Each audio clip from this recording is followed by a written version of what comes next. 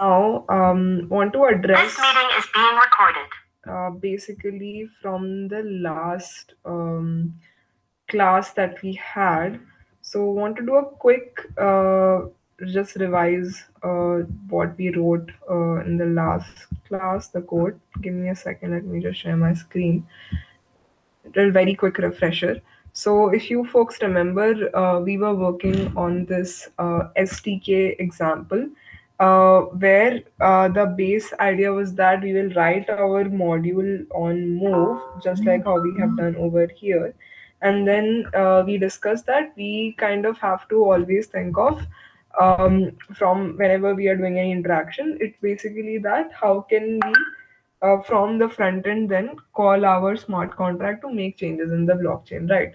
And for that, just like how we have ethers js or web3 js on the ethereum stack, here we are using the aptos js sdk to facilitate the same, where we are specifying that this is the particular module that we want to interact with, this is the particular function id that we want to interact with, and these are the particular arguments that we want to send with that, right?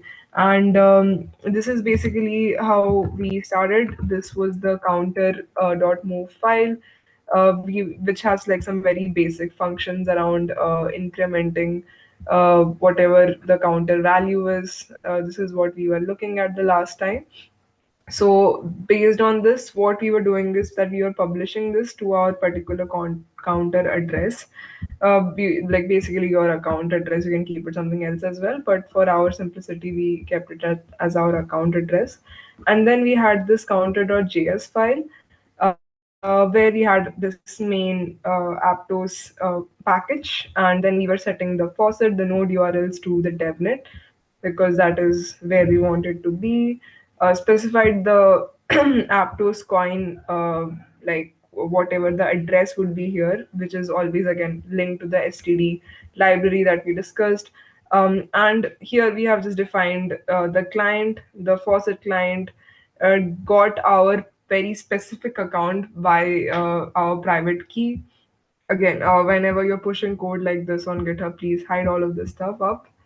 And then we are talking about funding the account with one Aptos, and then showing that value, and then basically doing this function call over here. So last time I think couple of people had mentioned that.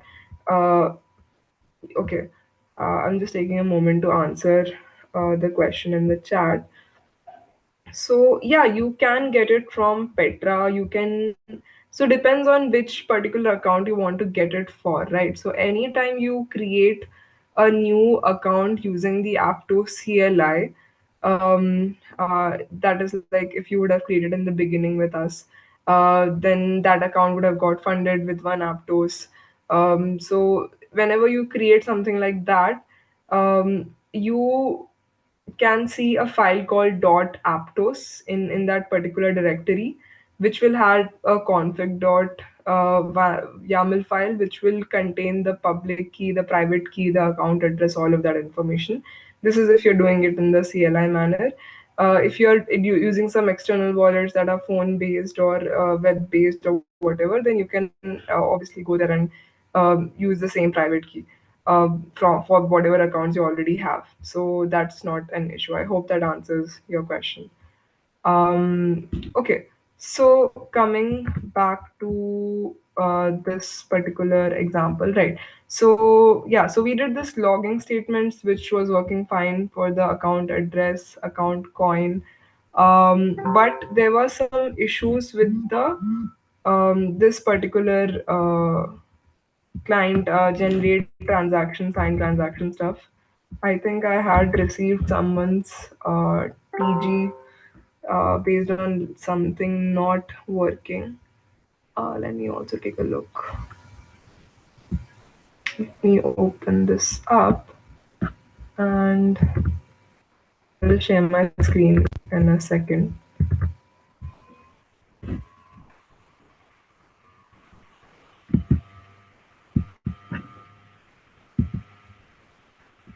Okay, is everyone up to date? So when we set up our wallet, does it create an account on Aptos or do we have to create it explicitly?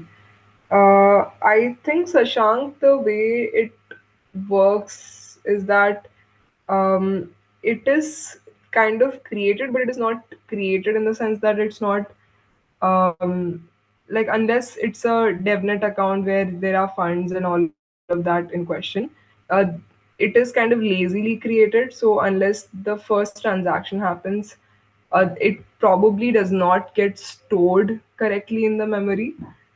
Something of that manner is how they set it up, but you do not need to create anything explicitly when we're dealing with the wallet.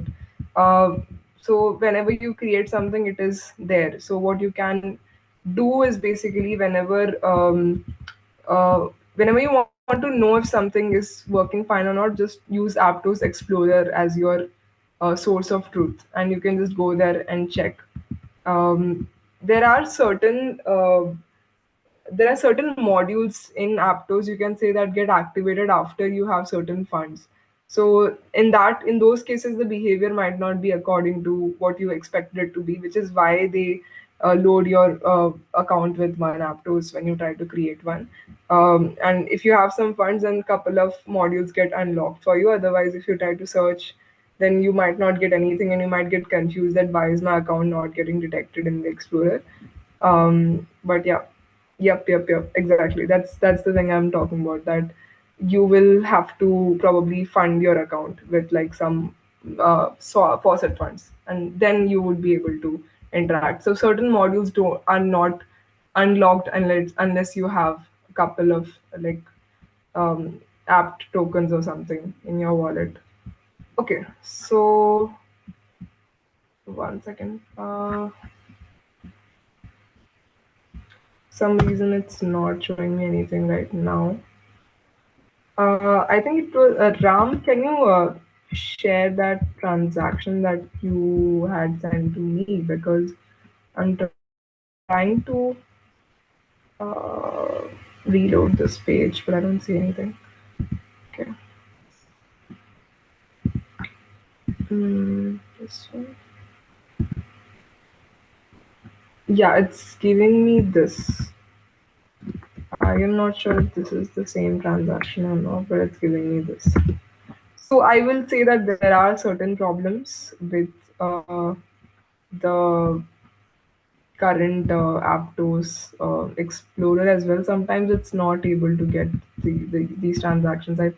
I can actually see the view that Ram has sent, like with the screenshot with this thing, but I am not able to access this transaction link anymore because it's not showing me anything.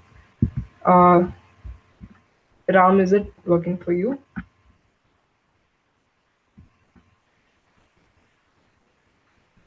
Okay.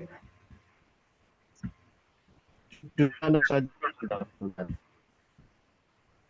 Sorry, I'm not able to hear you well. Hello?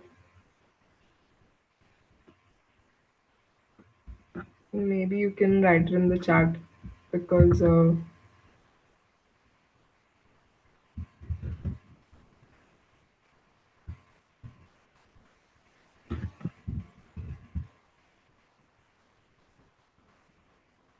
okay.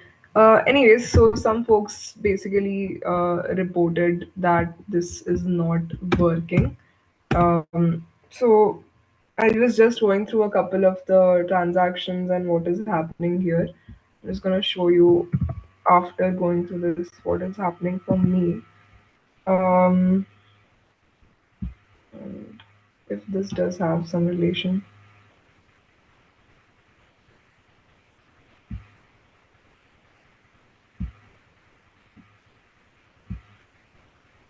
So if you see in this account, I have this counter that I have published through this. My counter code is over here under modules. Um, and here, if you see, what is happening currently with their code is this sign generate transaction thing that is not working. If you try to run it on your terminal, you can actually see an error pop up. I'll just show you once.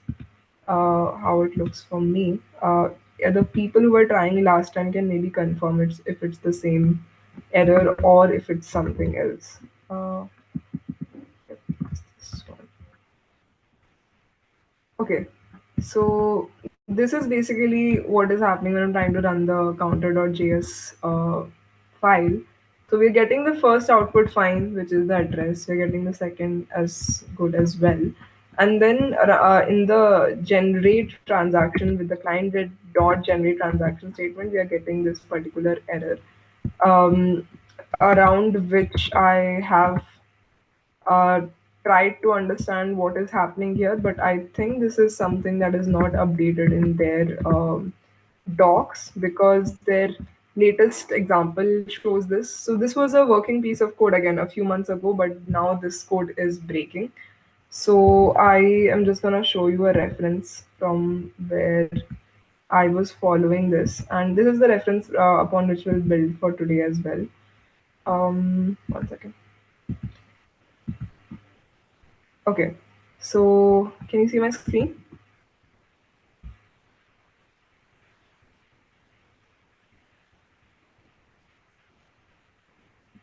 Okay, so in this particular example, if you see this payload function that they have given over here, so we had just done a similar payload function where we were doing a call to do like an increment of the counter, right?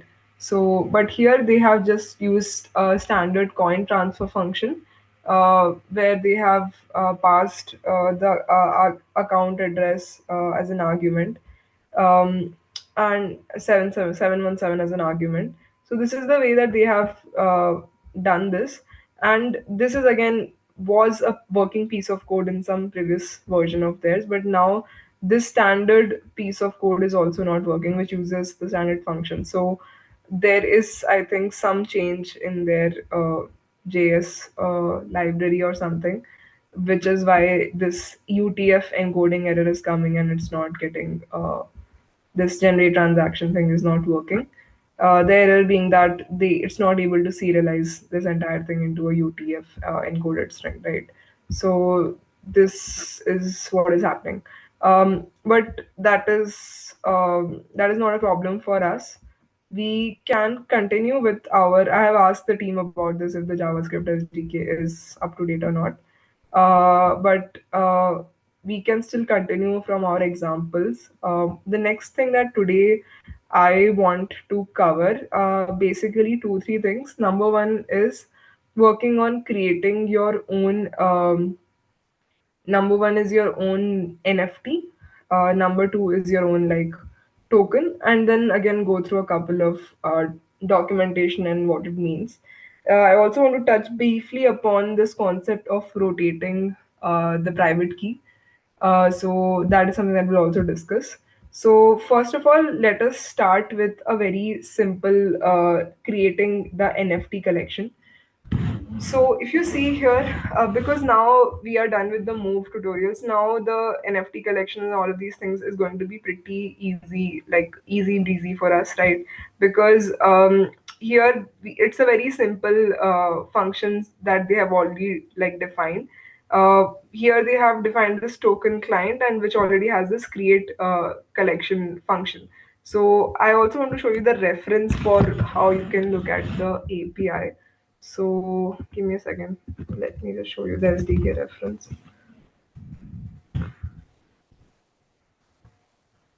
So this is basically the SDK reference. I'm just gonna share a link for it in the chat and share my screen and show you what is the function that we will be using and where we are taking it from. Okay. Mm, Okay, so here we are basically using this class token client, which is for creating, minting, and managing NFT collections and tokens. Okay, this is what you just saw in that await token client dot create collection. So here we can just move to this uh, create collection. Yep, this is the function that we are uh, like looking at, which will take basically the account, the name, description. Sorry, I just clicked on this. Yeah, the account, the name, description. This is all basically the details for the NFT collection that you're putting. So if you folks have done like the normal Open Zeppelin contracts for ERC 721, it is very similar to that, where you are just specifying all of these things, and you will just have a new NFT collection with whatever information that you have specified over here. There are some optional transaction arguments. There's a maximum amount that you can specify. Not going into it, you can actually just open it up and check it out. This is the URI, that is like wherever you have the metadata for that particular collection, any additional information that you want to put there. And here they are. So this is basically the collection that we are talking about, and then we are talking about the particular NFT. So here they have defined again, what's the account, what is that particular collection's name, whatever information that you are defining over here. uh, so name of the collection, token belongs to, name, description, supply, all of these things. And they also have all of the royalty payment stuff as well, directly present over here. So you can specify all of these factors as well. One interesting thing that you folks can actually start looking into, if that is of interest, is to just like sorry, okay, I see.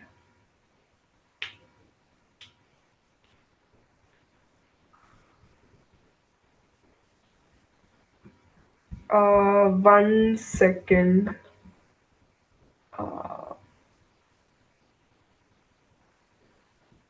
I'm not sure why you're getting this error, because I'm not getting this error, and which point you're getting this error as well. 1 second, let me check the code once.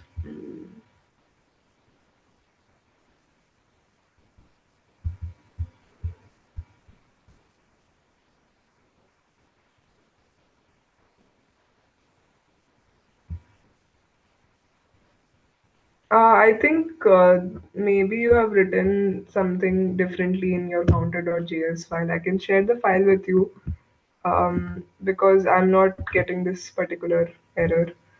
Um, Give me a second. Mm, mm.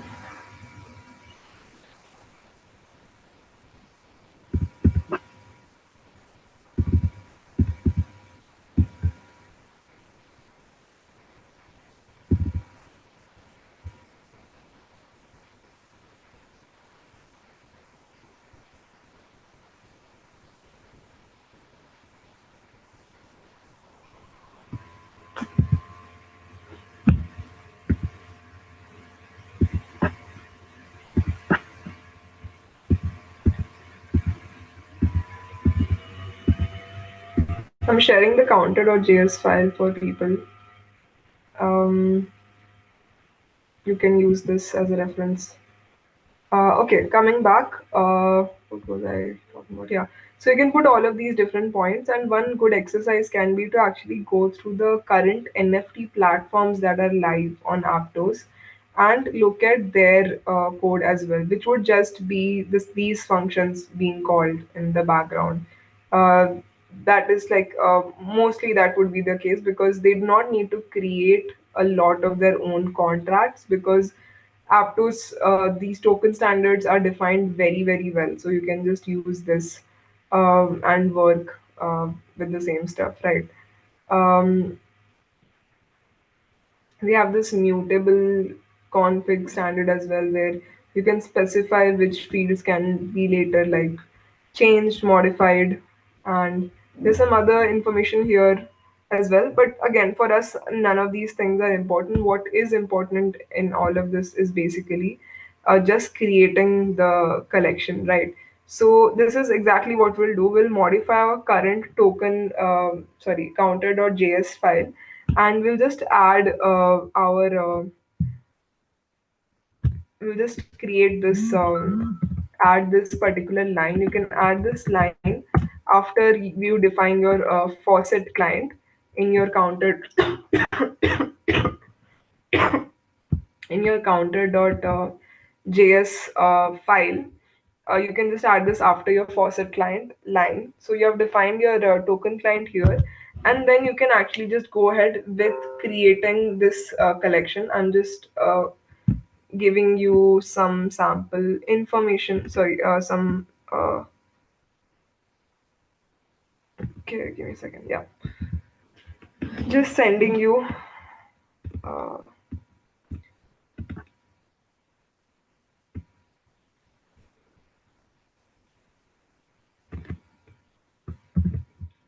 so just you can remove this last symbols that are there.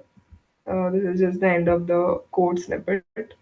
But you can try creating your own token in this collection using this piece of code, where first we are defining what is the token client, and then we are just using this the functions that we just saw to create the collection, then create NFT in that connection, where for example we have this Alice simple connection collection, and then we are creating this particular token, which has a particular image that is there, token name, all of this information is being provided.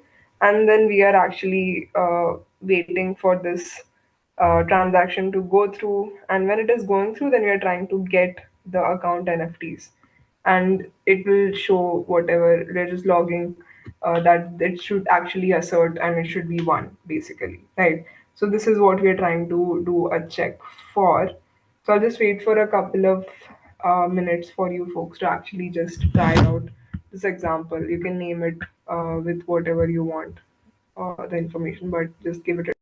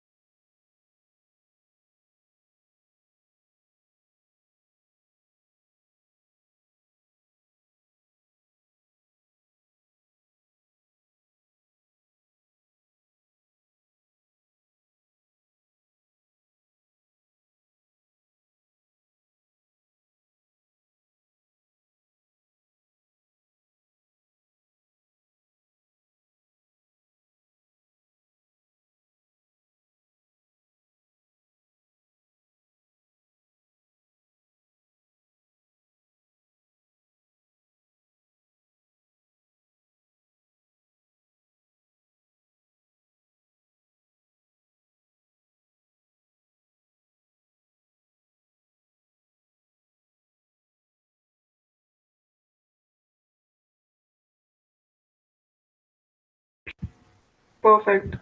Tyrell has just shared his snippet output. I'm just sharing this as a reference for where you can basically see this piece of code and how they are using it.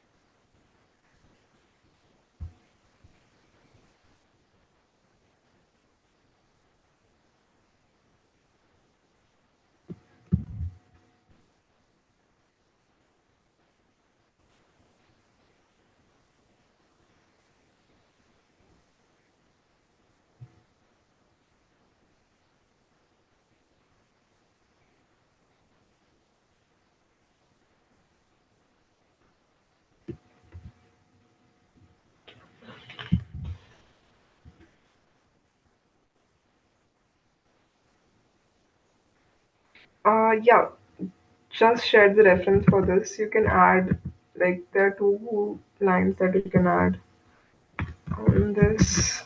One is this, and another is this. You can just add these lines at the top, should be fine.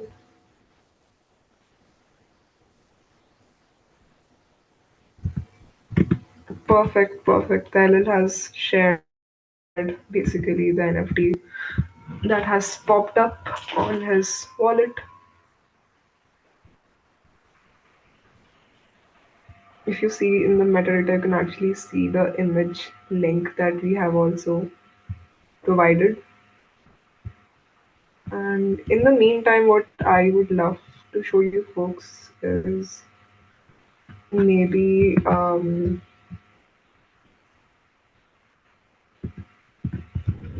just the actual some code base that we can actually see for the platforms that I mentioned.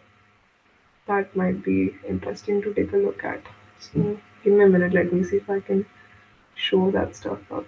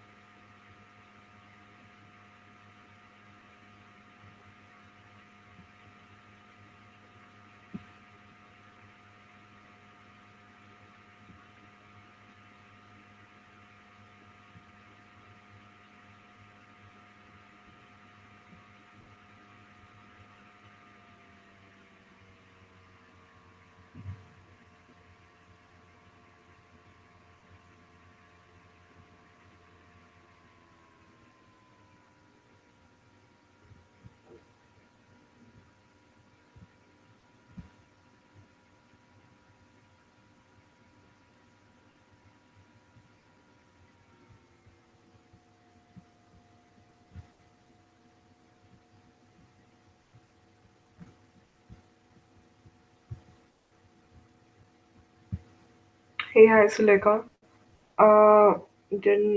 Okay. So, Sulekha, I'll just tell you very briefly what we discussed in the last class, till other people are attempting this NFT thing. So, the idea is that we went through all of the move module information. We created our own modules, right? So, what we studied during the process was pretty much understanding what are resources, what are the resources API, the signer API, how does this move, copy, drop, all of these functions, abilities that work in Movelang and how they're important for us. And then we actually saw that this is all being used by the Aptos folks already when I showed the GitHub, right? Of a couple of like their contracts, but particular data structures that they have already uh, defined, which have all of these properties. So, unless we need to natively design something, we do not need to make use of these things, but it's very good to have the understanding of how these things work, right? So, once we were through with this, the next thing that we understood is that the token standards, the NFT standards, all of them have been already developed by the Aptos team. And this is all something that we can very easily just call and use through their SDK. Okay. So you can do a couple of things with their SDK. Through the SDK, you can do something like what we are doing right now with the token client, which enables us to generate their NFTs or tokens and all of these things very easily. Or we can use the SDK as a way to communicate with a particular module, which means that Just like how on the front end side you have ethers, web3.js, etc. What it enables you to do is that with ethers.js you can call a particular smart contract function and send it some parameters, correct? So similarly, what we did in the last class was that we created a simple move module called counter dot move. This counter.move, if you just see, I have actually shared the file again. It go just go up in the chat. If you open this file, it really does not have anything significant. What it says is basically some NT-level functions, which just takes parameters like account and uh, whatever amount you want to increase the counter by. So counter is just like a very simple thing that we are holding here. Let me actually open up. Yeah, so we have defined counter here as a struct with key store values, which means that it is a resource because we do not have an ability to drop or duplicate it. And then we are asking to like increase the counter value by one, by two, whatever. Uh, and once you are doing that, then what is happening is that like increasing counter increasing counter by uh, yeah, so simple, very simple functions which is just increasing the value of this counter or this resource for us, and then we have a function to get the value of the counter back. Now what we are saying that the counter.js file, in this what we are saying is that first we are installing the Aptos SDK package, and then we are defining certain URLs. This is just to call our clients. We have to specify what URLs, what network we are on. Then we are talking about the private key. We are getting our account through that private key. We are funding the account through the faucet client, one Aptos. Then we are logging what is the account address. We are logging what is the fund in that particular account. And then what we were trying to do is that we are trying to call one of these functions that we have defined in our move module, just like how we discussed on ethers. Call that function passing this payload. This payload had the particular function that we wanted to call, which was increment counter in our case. And then we were saying that this is the argument, like whatever it can be increment counter, which means by one. It can be increment counter by, which means that we specify exactly what amount we want to increment it by.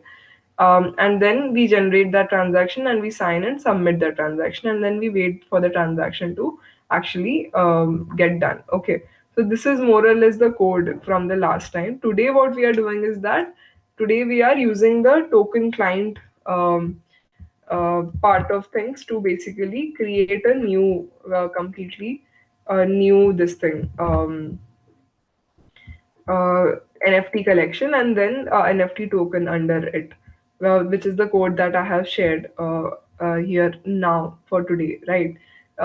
So a new token and with some collection details, etc. You can create it, you can wait for it to happen, and then we are doing a final check to get the account NFT, and we are comparing whether it is actually one or not. Okay, so this is more or less what we are doing over here. I hope that answers your question. Okay. Uh,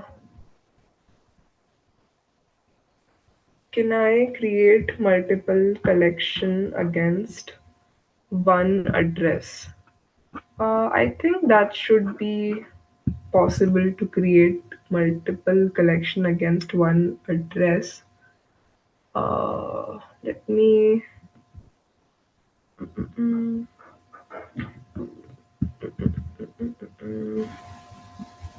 Okay, this is your owner, this thing, right? So this is getting stored. Let me check. Stored.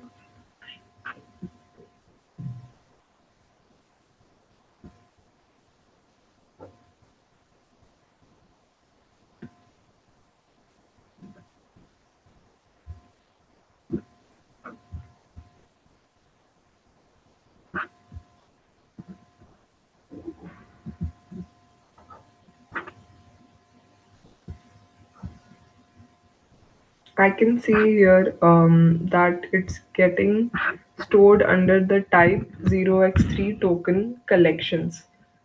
Why don't you try adding one, and then we can actually even see how this is getting modified. For other people, I'll just share my screen. Transaction. It is showing under the type 0x3 token collections. You just tried it now, kya?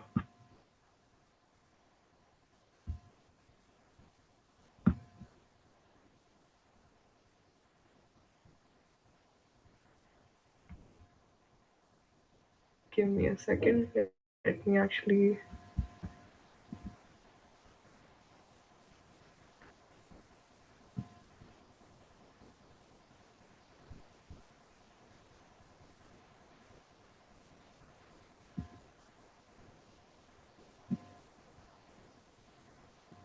I'll just refresh and I'll just tell you.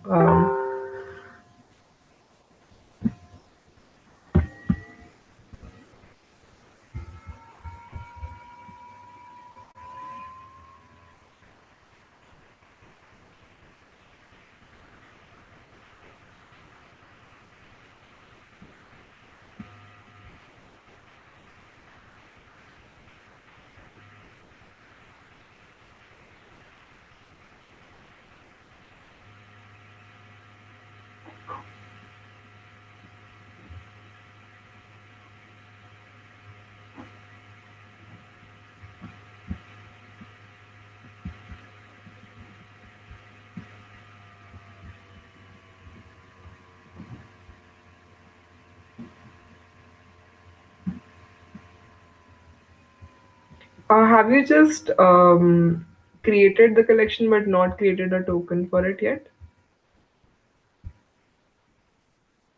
Tokens.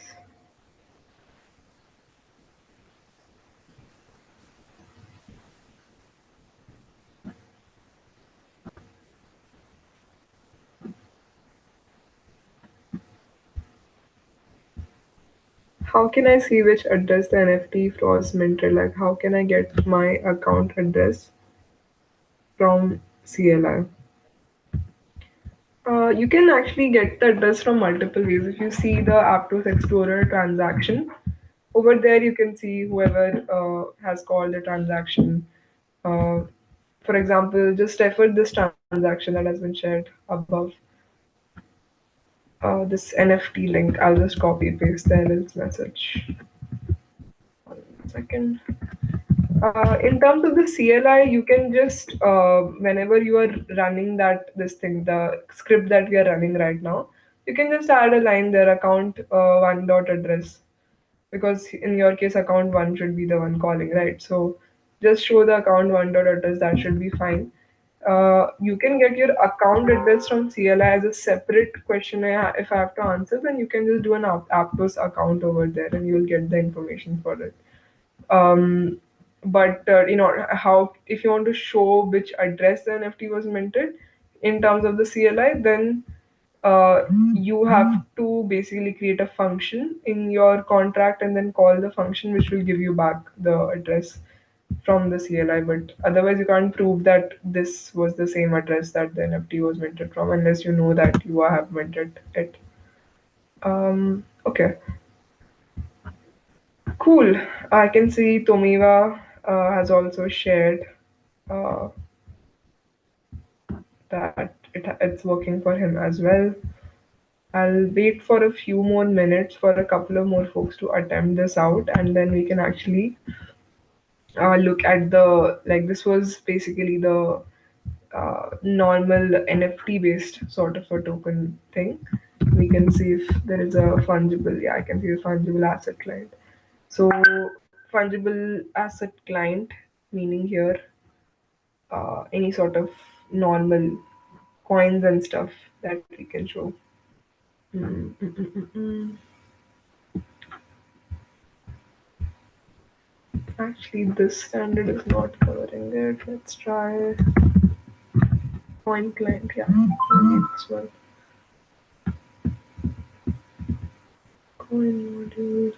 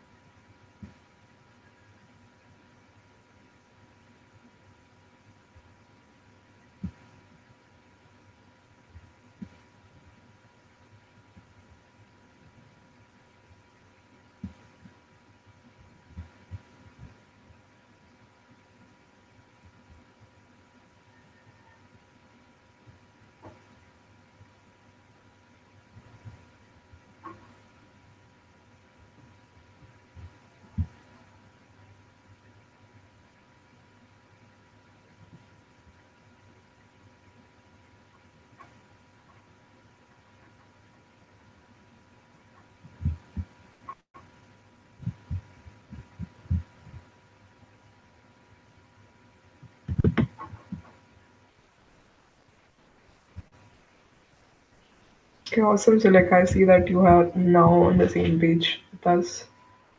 Uh, okay, cool.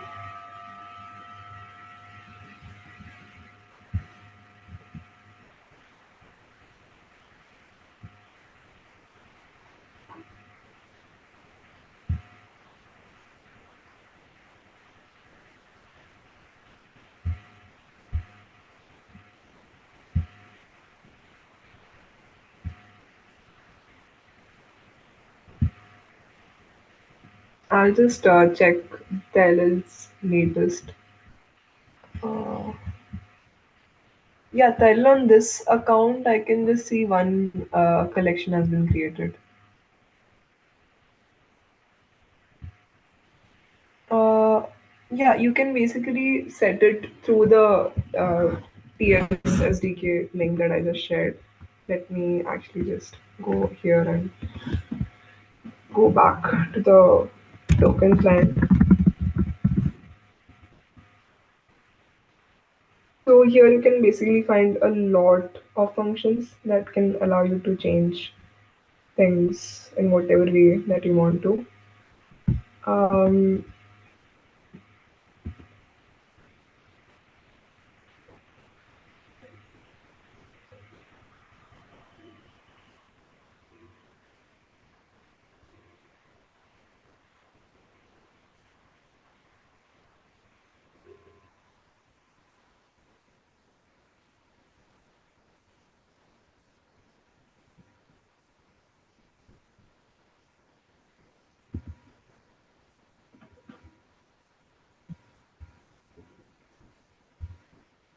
so you can just use this as the reference.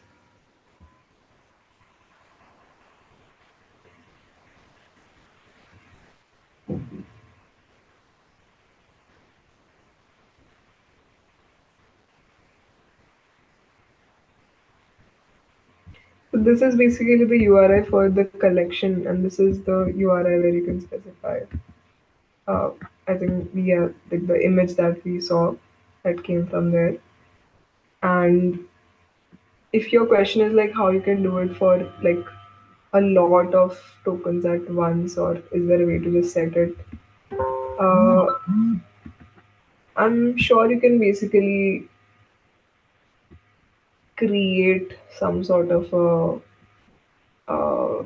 API that kind of just goes 1, 2, 3, 4, 5, 6, something like this, or something else based on whatever you want to do, and you can just loop over it and like create the tokens like that, which will take it from that last counter for your API. So whenever someone is trying to mint, the URI will automatically take that value, like something like API dot tomiwa dot nft slash ID of that particular number that you're just saving somewhere. So you can just pass that and set the NFT images. Okay. Uh, all right. So this is clear. I want to show you this particular NFT marketplace example. You can actually start creating something like this on your own as well. And I just want to highlight that in this entire like complete application, when we are looking at the contract, we just have a single contract called marketplace.move. And the reason why a single contract is enough in this case is because a lot of the things that we just discussed can be done inherently with the current SDK only. So I'll highlight how that is working. So I want to show you that here in the marketplace, we are actually calling a lot of the already existing stuff, right? Tokens and all is already being invoked here, inherited here, right? So we are just using the logic that is already present over here. The entire marketplace.move file has been written here to set like the marketplace and the logic that is cannot be covered by the tokens.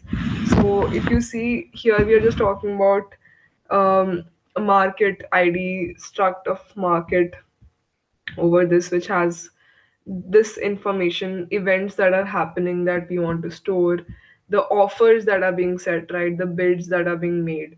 So what are the bids that are being made? And then all of these are just structs that have been defined to save these events, more or less. So create market event, list token event, buy token event. And what we are doing here, if you see at the royalty fee rate and all of these things, is we are using the already existing token get royalty denominator function. This is already there in place, which I just showed you right now as well in the NFT standard thing, right? So it is basically just calculating what would be the fee in. There's some weird noise coming at my place, but yeah, please ignore that.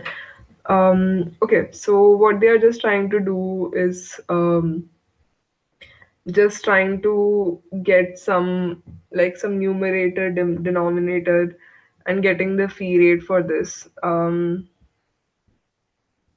Pretty much, I guess they're just trying to, like, whenever certain things will be moving within the market, accordingly the royalty etc should get updated, would be the logic here. And then, like, they're just creating the market here, which would mean them creating instances of whatever structs that they have defined above, right? So here they are creating the market, and if that particular market already does not exist, then they are creating the events for it. And if the offer is not existing, then they are creating this offer store for that, initializing token store. This, if you remember, all of these things we had learned before, to just like move or borrow certain things. um, if they have defined this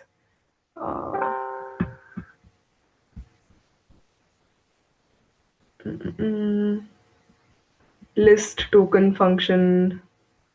Again, this is just using the base APIs that are already there in place. So creating the token, withdrawing the token, all of this is there in place, which they are just using to spin up the token very, very quickly. And then they are creating the offer for it, that whatever the seller addresses, whatever is the price, etc. Um, and then they are just creating an event for the same. And then goes the buy token thing, which means that there was a listing and now someone wants to buy it off. So what they are doing here would be that the royalty fee payment, etc., is happening over here. The events are getting added, the coin is being transferred from whoever to whoever wanted to buy it. Um, so, yep, this is how the whole thing is looking. This is really just the contract. That's it. That's the end of the contract. It is a 173 lines contract, but it has captured what is required in the NFT marketplace, which is again uh, kind of the beauty of Move in that sense, because we are able to do so many things in just 173 lines because of how well the logic has been handled by the token standard itself to manage a lot of these things, right? So yeah, this is just something that I found right now. I wanted to show you and to set the context of how we can create something similar. Uh, so now I just want to stop sharing this. I want to go back to our JS based example. Um,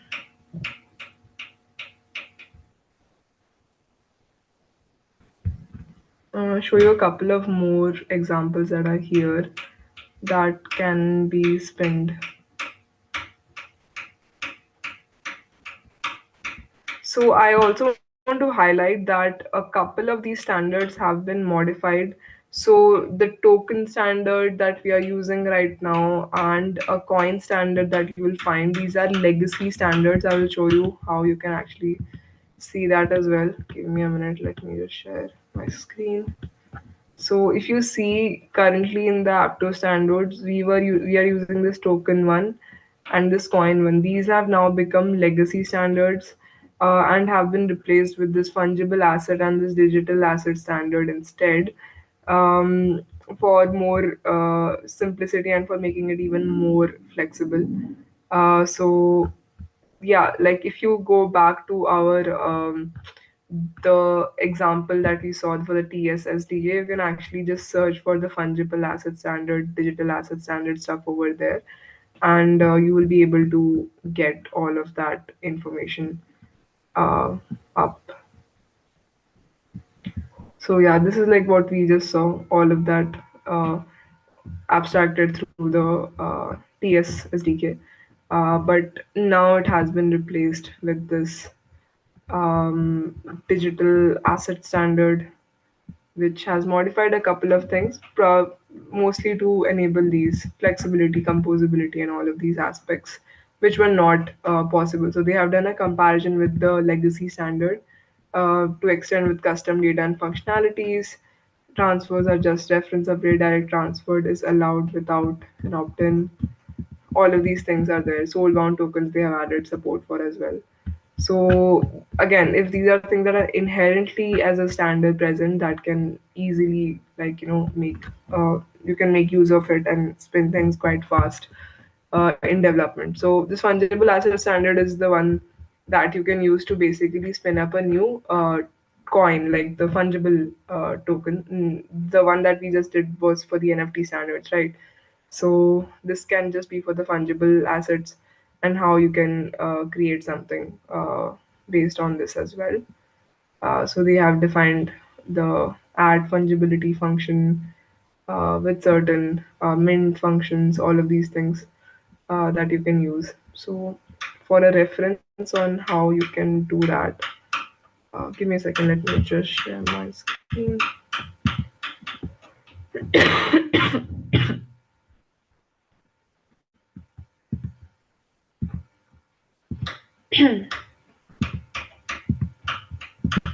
Okay, so this is the next example that we'll be doing. I'm just gonna copy paste this. Note that this one is a TS file.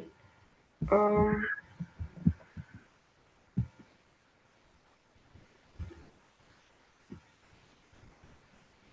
so just pinned up like couple of new accounts here, funded the accounts. Um,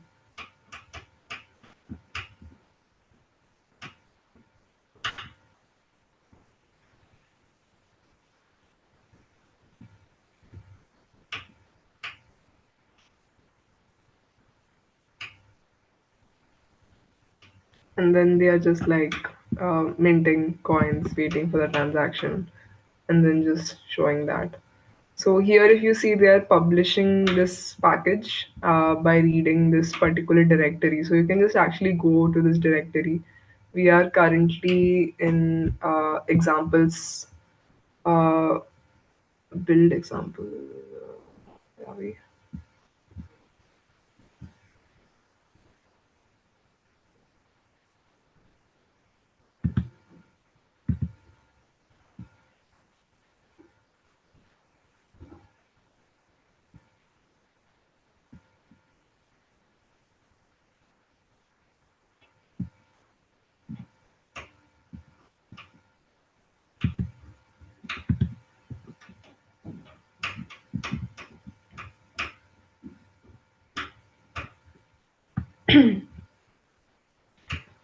Uh, uh, uh,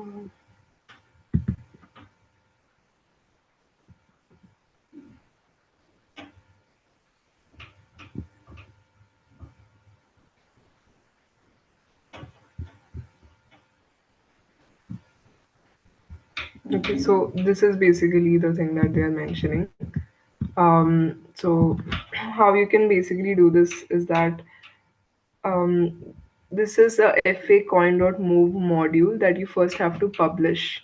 So once you publish this, only then you will be able to do the functions that they have mentioned.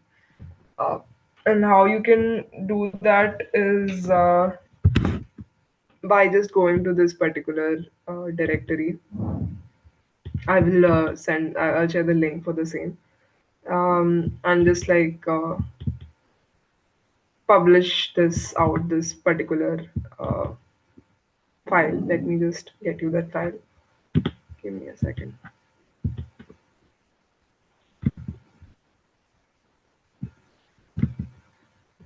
So once you have the file, you can actually just continue from this particular part.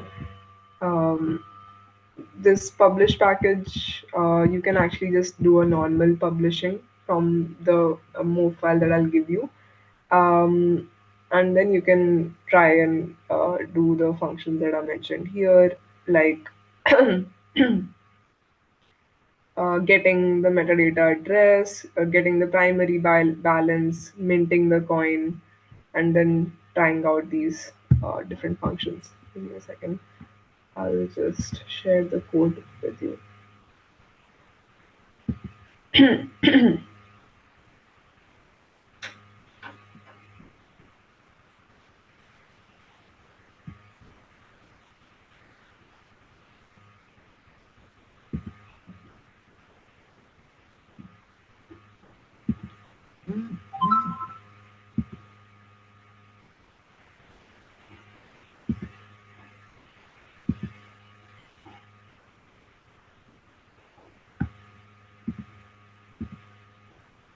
So this is the FA underscore coin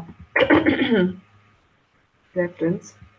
Is there a way to make the NFT non-transferable? Yes, then just discuss the soul-bound token standard that is already present in Aptos. You can actually just go ahead and directly use that. I will just share another link maybe for a reference on how you can use the soul-bound token.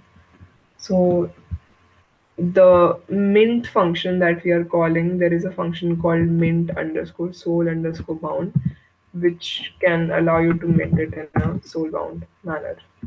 So I'll just share the link to this as well for you to check out how you can easily do this.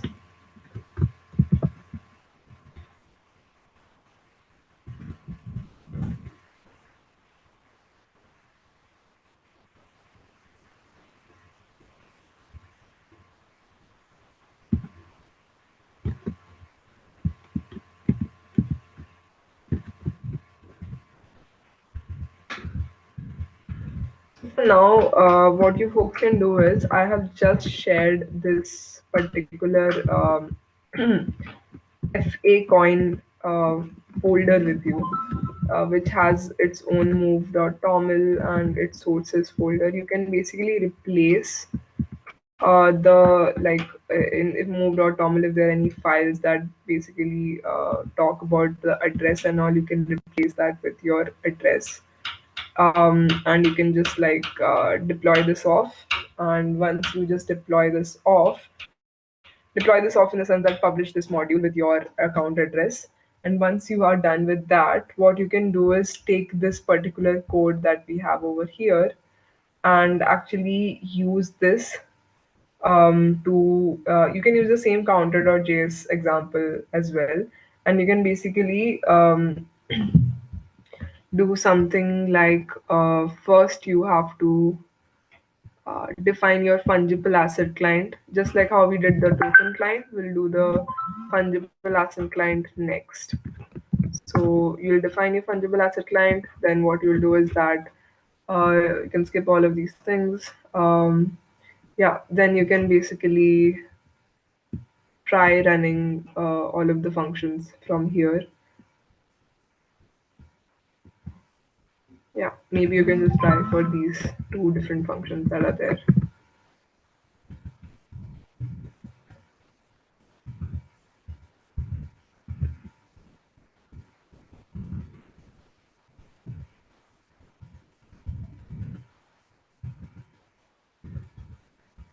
It's not letting me copy. Maybe I copied too much.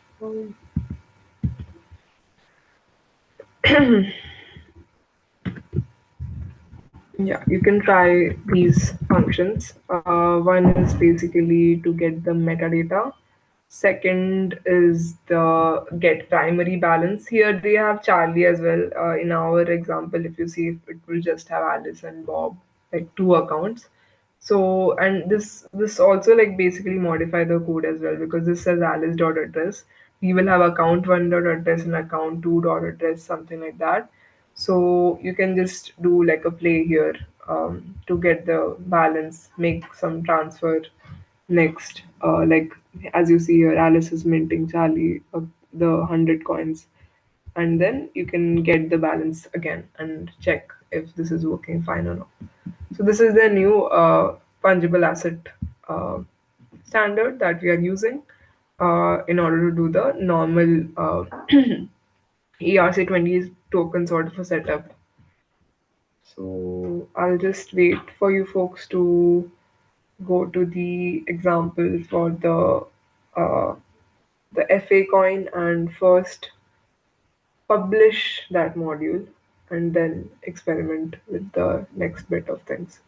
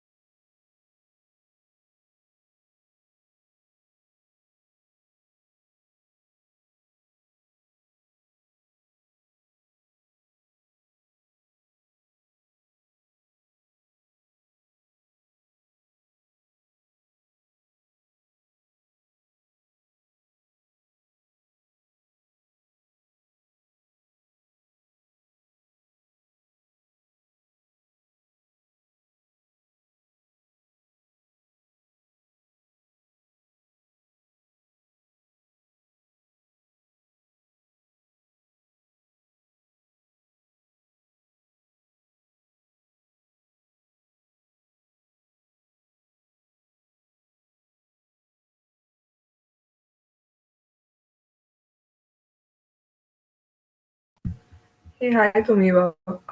You can refer the first line I have shared. Uh, Wait. Um,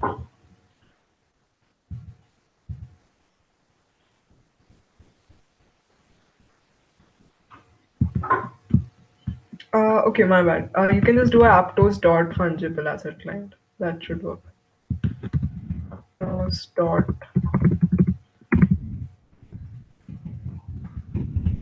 So basically, the screen that I've shared here, they have actually just got all of the stuff from here. But if you're not doing it like that, like destructuring and getting from the package like this, you can do a Aptos dot fungible asset client. That should work just fine.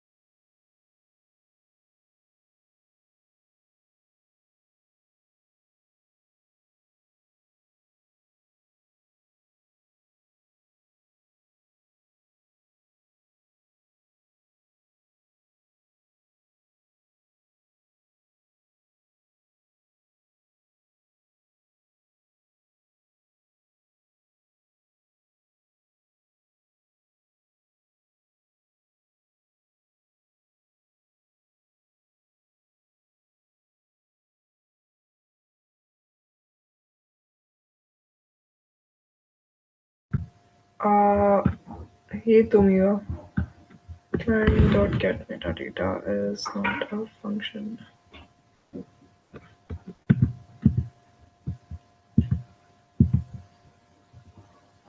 I hope you have defined client in the beginning, right?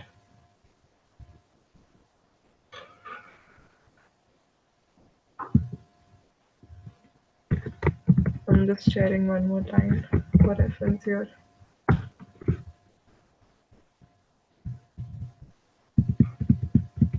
So everyone, this is basically the code base that we are referring in case there is any sort of confusion. The one that is being shared. I can probably share a link as well.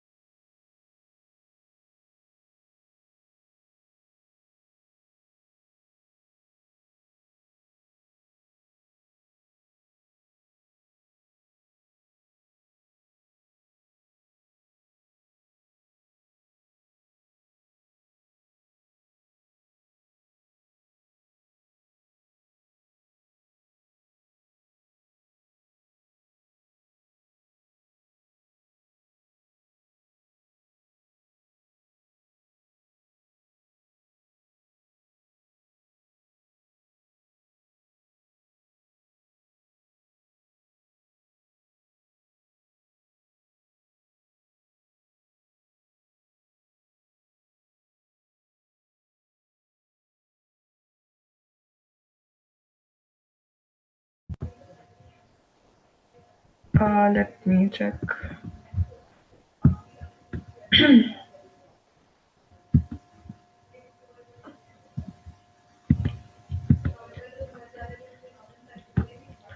So this reference I have provided, right? This already has the admin class defined over here, which has all of the functions that are there, including get metadata. Let me just paste the whole thing over here. Um, so I'm not able to paste because it's a very long this thing. But if you see Tomiwa, the link that I've shared, there's a class in it in the top called admin class. Uh, so you can just copy that entire snippet. So it goes something like this. So this entire snippet till the end base. This is basically what needs to be copied and moved.